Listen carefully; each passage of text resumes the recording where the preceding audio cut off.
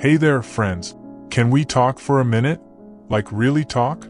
I want you to think back to a time when you felt completely like yourself. Maybe in your 40s or early 50s. Everything just seemed to click.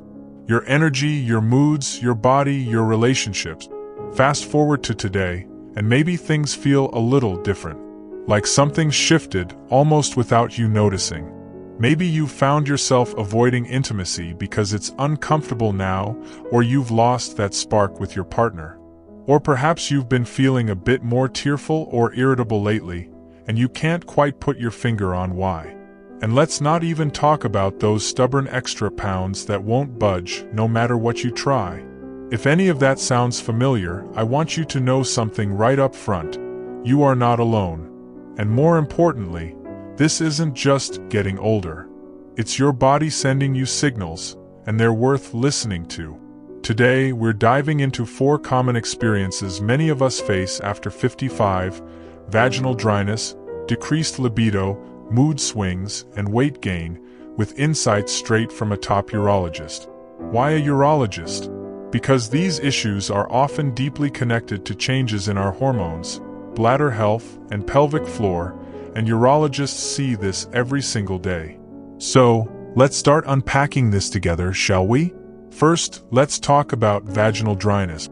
Now, I know this might feel awkward to discuss, but stick with me. Imagine your favorite leather purse or wallet. Over time, without a little care, it gets dry and cracked, right? Well, the delicate tissues in your pelvic area? They're similar. As estrogen levels drop, especially during and after menopause, those tissues get thinner, less elastic, and yes, drier. This isn't just about sex. It can make everyday things like sitting for long periods or even wearing certain clothes downright painful. You might feel itching or burning, or notice more urinary infections. But here's the good news. You don't have to live with it. Simple, gentle habits can make a world of difference. Start with hydration.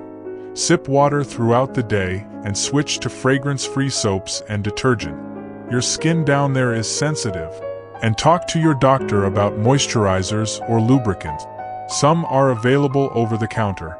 Others, like estrogen creams, need a prescription. Think of it like tending a garden. A little consistent care brings things back to life. Now, closely tied to this is something else you might be noticing. A dip in your desire for intimacy. Decreased libido. It's such a clinical term for something that can feel deeply personal, isn't it? Maybe you're thinking, I love my partner, but I just don't feel that spark anymore. Or perhaps you're single and wondering where your zest for connection went. Let me reassure you, this is incredibly common, and it's not your fault. Hormones play a big role here. Testosterone and estrogen affect desire in both women and men, but so do stress, fatigue, and even medications. Remember how we talked about vaginal discomfort? Well, if intimacy feels painful, it's natural for your mind and body to pull back. But intimacy isn't just about intercourse. Rediscover touch in small ways. Hold hands, give each other shoulder rubs, or simply share quiet moments. And don't underestimate the power of a candid chat with your partner or doctor. Sometimes, just naming what you're feeling lifts a weight off your shoulders. If you're on medications that might be affecting your drive, your doctor can adjust them. Little tweaks, big changes. What's really fascinating is how these two issues, dryness and low libido, often dance together. When you address one, the other often improves too. It's like untangling a knot gently, one thread at a time. But there's more to this picture, and it involves not just your body, but your emotions and daily vitality. For example, have you ever felt like your mood swings are controlling your day? Or wondered why the scale keeps creeping up even though you're eating the same as always? These aren't separate problems. They're threads in the same tapestry of your health after 55. So, let's keep pulling on these threads together. Because understanding why these changes happen is the first step to reclaiming that vibrant, confident feeling you remember, and trust me, it's closer than you think. Now, I know we've covered some tender topics here, but stay with me. The next pieces of this puzzle, your emotions and your energy, are just as important, and they hold some of the most practical, uplifting solutions. You know, it's interesting, when I speak with women and men over 55, one thing comes up again and again. I just don't feel like myself anymore. And so often, that feeling ties back to two more pieces of this puzzle: your emotions and your energy. Let's start with mood swings. Have you ever found yourself tearing up at a commercial, snapping at your partner over something small, or feeling suddenly anxious for no clear reason? It's like riding an emotional roller coaster you never bought a ticket for. And friend, it's not all in your head. Here's what our top urologist wants you to understand. Your hormones, like estrogen, progesterone, and even testosterone, don't just affect your intimate health. They're like chemical messengers talking directly to your brain. When they dip or fluctuate, they impact serotonin and dopamine, your feel-good chemicals. Add to that life changes, retirement, empty nests, or health worries, and your nervous system can feel like it's on high alert. But here's the hopeful part. Small, consistent habits can steady your emotional ship. Try this. Start your day with 5 minutes of deep breathing. Sit quietly, hand on your heart, and breathe in slowly for 4 counts, hold for 2, exhale for 6. It signals your body, we're safe. And don't underestimate magnesium-rich foods, like spinach, almonds, or dark chocolate. Yes, really. Magnesium is nature's chill pill for your nervous system. Now, let's talk about that other guest that often overstays its welcome: weight gain, especially around the middle. Maybe you're thinking, I haven't changed my diet. Why are my clothes tighter? Sound familiar? Our urologist explains it beautifully. As hormones shift, your metabolism slows down, yes. But there's another sneaky culprit: stress. When you're chronically stressed, from those mood swings, life transitions, or even poor sleep, your body pumps out cortisol. And cortisol? It tells your body to hold on to fat, especially around your belly. Plus, and this is key, it can worsen bladder sensitivity and pelvic floor weakness. It's all connected. So what can you do? First, ditch the starve and punish mindset. Instead, focus on nourishing your body. Try eating protein first at meals. Eggs, Greek yogurt, lentils, to keep blood sugar stable and cravings at bay. And move smarter, not harder. A 20-minute gentle walk after dinner does wonders for digestion and cortisol levels. If joints ache, try chair yoga or swimming. Your pelvic floor will thank you. Oh, and hydration? Crucial. Often, we mistake thirst for hunger. Keep a glass of water by your bedside and sip when you wake up. It kickstarts your metabolism gently. What's truly empowering is realizing these 4 challenges. Dryness, low desire, mood swings, weight, aren't random. They're like dominoes. When vaginal discomfort eases, intimacy feels more inviting. When stress lowers, cortisol drops, making weight easier to manage. When you move gently, mood lift. See how it all loops together?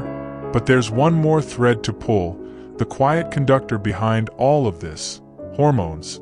Not just estrogen or testosterone, but how they interact with your entire system, your sleep, your stress response, even your pelvic floor strength. And the best part? You have more influence over them than you might think. Which brings us to the heart of the matter: how to harmonize your hormones naturally without drastic measures. Because you deserve to feel vibrant, confident, and deeply you again, and it starts with understanding your body's wise language. So here we are, friends, right at the heart of what ties all these changes together: your hormones. Now, before your eyes glaze over, this isn't about complicated science or scary treatments. It's about understanding your body's gentle rhythms and how to honor them. Think of your hormones like a symphony. When one instrument is out of tune, the whole piece feels off. But with a little attentive listening, harmony returns. Our urologist put it simply: hormones are your body's language. After 55, estrogen, progesterone, and testosterone naturally shift. But that doesn't mean you're sentenced to fatigue, mood dips, or discomfort. Small, daily resets can make a profound difference. Let's start with sleep. Ever notice how everything feels harder after a restless night? That's because poor sleep wrecks hormone balance. Try this. Power down screens 90 minutes before bed. Instead, sip chamomile tea or read a real book, the kind with pages. Keep your room cool and dark. Your hormones repair best in darkness. Next, food as medicine. You don't need a drastic diet, just thoughtful tweak. Add flax seeds to your oatmeal or smoothie. They're rich in lignans, which help balance estrogen. Swap vegetable oils for olive oil. Its healthy fats reduce inflammation that muddles hormone signals. And if sugar cravings hit, try a square of dark chocolate with a handful of walnut. The magnesium and zinc support both mood and hormone production. Now, about movement, not as punishment but as celebration. Gentle, consistent activity, like walking, tai chi, or water aerobics, lowers cortisol, boosts endorphins, and strengthens your pelvic floor, which helps with bladder control and dryness. Aim for joyful motion. 20 minutes a day where you feel your body say thank you. But here's the most important habit: kindness to yourself. Stress is a hormone hijacker.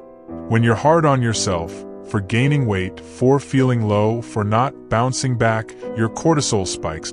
So pause. Breathe. Place a hand on your heart and whisper, "I'm doing my best, and that's enough."